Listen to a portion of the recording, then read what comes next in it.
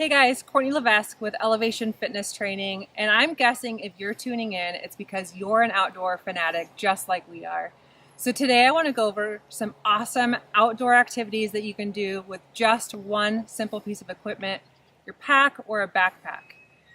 There's several different ways that you can incorporate this into your training. One of my favorite ways is to add a little bit of weight and do some body weight exercises.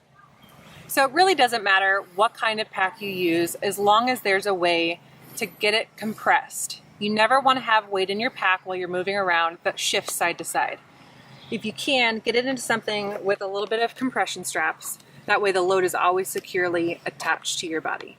So a little disclaimer with this is you never want any of the movement to be shifting back and forth. Regardless of how we're training, we always want to make sure that we're preventing injury, taking care of our bodies, and working for the longevity of the hunt, the hike, or whatever you do to enjoy the outdoors. Once you have your weight situated in your pack, it's time to load up and get going. Super important to remember to properly adjust your pack when you have it on. Keep in mind you want most of the weight to be bared over your lower body. Keep the waist belt pulled tight. The chest strap should just be below your collarbone, the shoulder straps snug, and the load lifters pulled down tight. I always like to throw in a dance move to make sure everything feels super secure.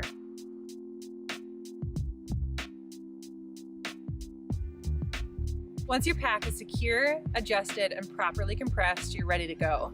You can add in any of your favorite body weight exercises.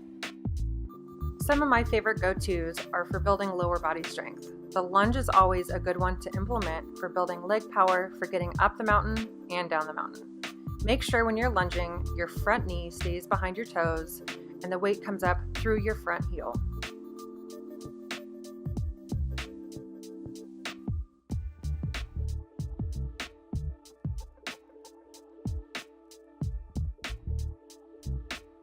Another key element to consider, even if you're not doing core work, is to keep your core engaged at all times. Simply think about leading with your chest, shoulders back, and your belly button pulled tight to your spine.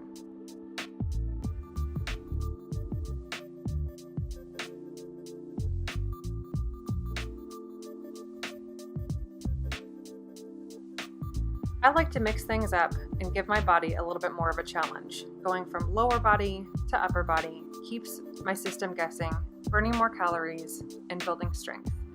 Make sure while you're planking to again keep your core engaged and not allow your hips to sag.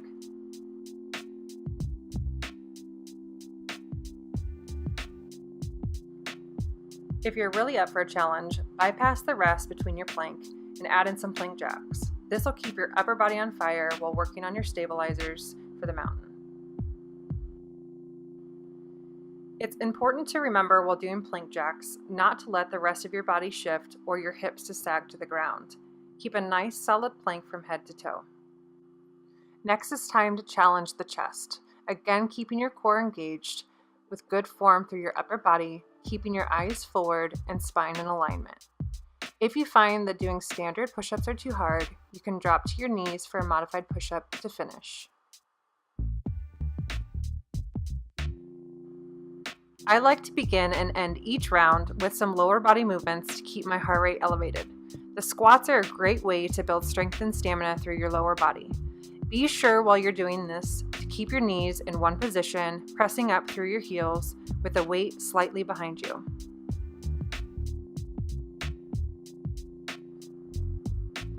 Try following up your squats with step-ups. This is another great way of building lower body strength for your next outdoor adventure. Overall, this circuit should give you a great total body workout.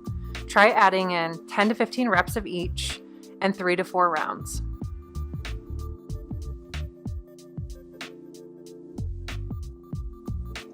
So these are just a few of the variations that you can do with your pack.